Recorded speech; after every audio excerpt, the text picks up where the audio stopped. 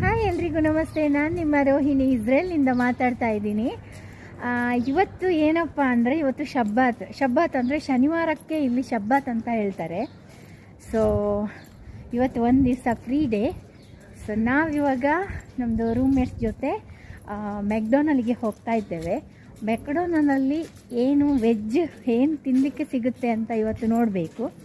ಅಲ್ಲಿ ಯಾವಾಗ ನೋಡಿದರೂ ಒಂದೇ ಟೈಪಿದ್ದು ಫುಡ್ ಇರ್ತದೆ. ಬರ್ಗರ್, ವೆಜ್ ಬರ್ಗರ್ ಇರ್ತದೆ. ಮತ್ತು ನಿಮಗೆ ಪೊಟ್ಯಾಟೊ ಚಿಪ್ಸ್ ಐಟಮ್ಸ್ ಎಲ್ಲ ಸಿಗುತ್ತೆ. ಆನಿಯನ್ ಚಿಪ್ಸ್, ಪೊಟ್ಯಾಟೊ ಚಿಪ್ಸ್ ಮತ್ತು ಅಂಥದ್ದೆಲ್ಲ ಮಾತ್ರ ಸಿಗುತ್ತೆ. ತುಂಬ ಗ್ರ್ಯಾಂಡ್ ಫುಡ್ ಎಂಥದ್ದು ಇಲ್ಲ ಅಲ್ಲಿ. ಇಸ್ರೇಲ್ನಲ್ಲಿ ವೆಜ್ ತಿನ್ನೋರಿಗೆ ತುಂಬಾ ಕಷ್ಟ. ಏನಂದರೆ ನಿಮಗೆ ಒಂದು 30% ಮಾತ್ರ ಸಿಗ್ಬೋದು, ಎಂತ ಸಿಗಲ್ಲ ಇಲ್ಲಿ ವೆಜ್ ತಿನ್ನೋರಿಗೆ.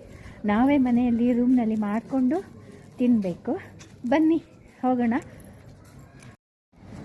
ಇದೇ ಮೆಕ್ಡೊನಾಲ್ಡ್ ಅಂತ, ಇಸ್ರೇಲಿನದ್ದು ಮೆಕ್ಡೊನಾಲ್ಡ್. ನೀವು ಗೂಗಲಲ್ಲಿ ಎಲ್ಲಾದರೂ ಹಾಕಿದ್ದು ನಿಮಗೆ ಖಂಡಿತ ಬರುತ್ತೆ. ಓಕೆ, ನಾನು ಇವಾಗ ಒಳಗಡೆ ಹೋಗ್ತಾ ಇದ್ದೀನಿ. ಬನ್ನಿ ಏನಾದರೂ ಪರ್ಚೇಸ್ ಮಾಡಿ ತಿನ್ನೋಣ.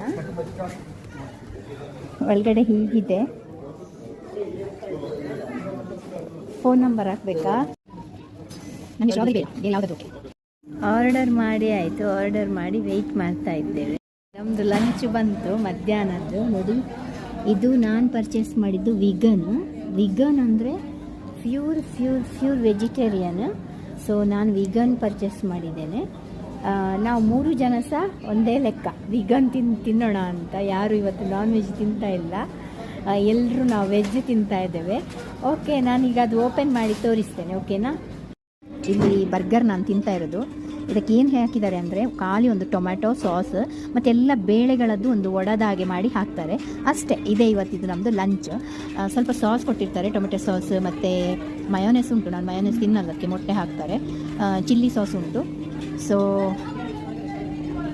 ಓಕೆ, ನಾನು ಊಟ ಮಾಡ್ತಾ ಇದ್ದೀನಿ. ನೀವು ಎಲ್ಲರೂ ಊಟ ಮಾಡಿ, ಹಾಗೆಯೇ ನನ್ನ ಇನ್ಸ್ಟಾಗ್ರಾಮನ್ನು ಫಾಲೋ ಮಾಡಿ. Thank you.